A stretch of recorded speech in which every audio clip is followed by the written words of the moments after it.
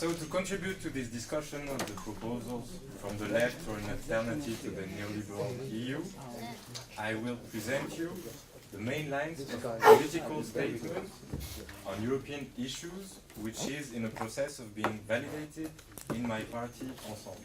So I won't tell anything really original or personal.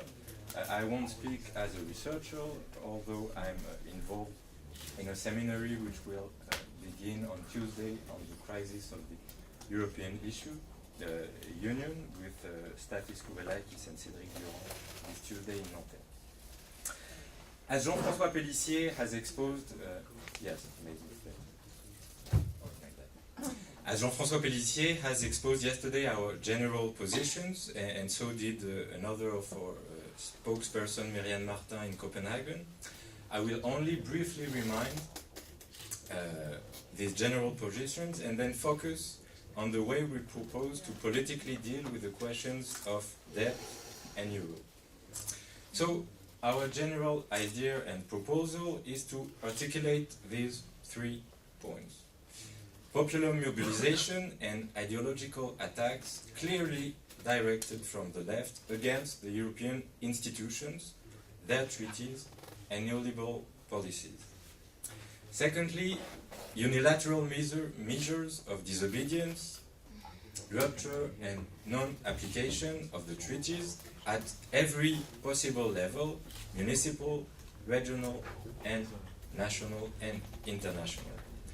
And also, which is more original as a political position, we think we should clearly demand the dismantlement of the European institutions with the explicit purpose of founding progressively another union at the service of the peoples of Europe and in cooperation with other countries.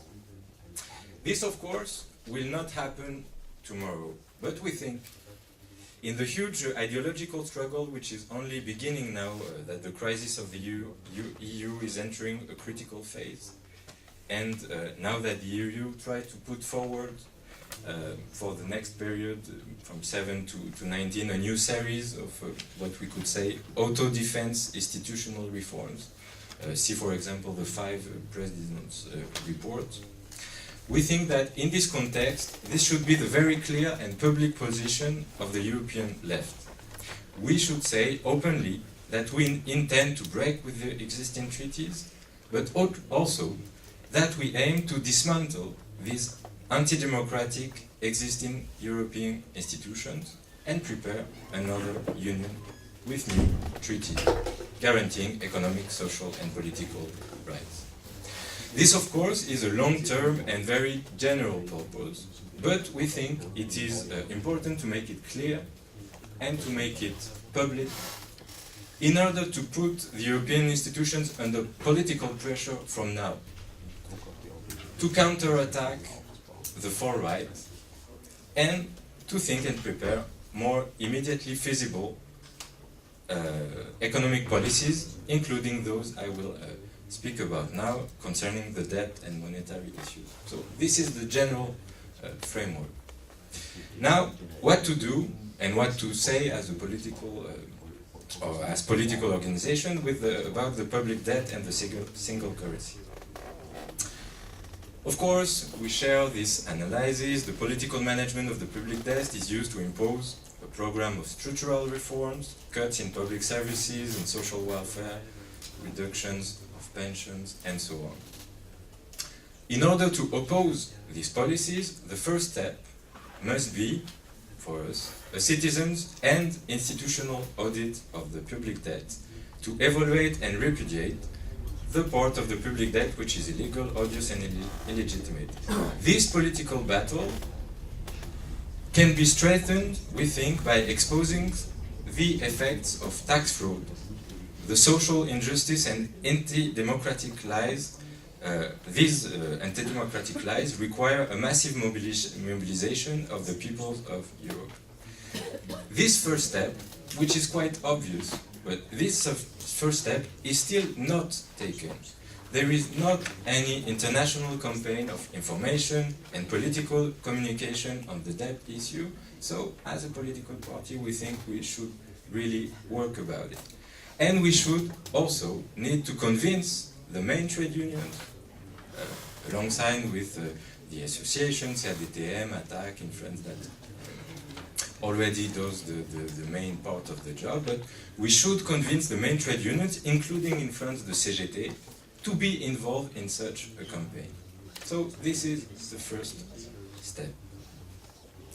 The nodal point, of course, is the adoption then of a moratorium followed by the cancellation of the share of the debt, which is illegal, illegitimate and unjust. However, we also think that this first step must be conceived as a preliminary stage before reform permitting the reduction of the power of finance.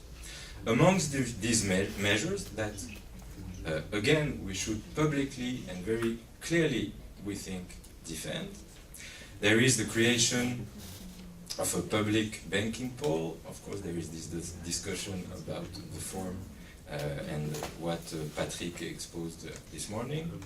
The separation of the bank saving and investments activities, the outlawing of toxic financial products, a tax on financial transactions, limits to the free movement of capital, the socialization of private banks, etc.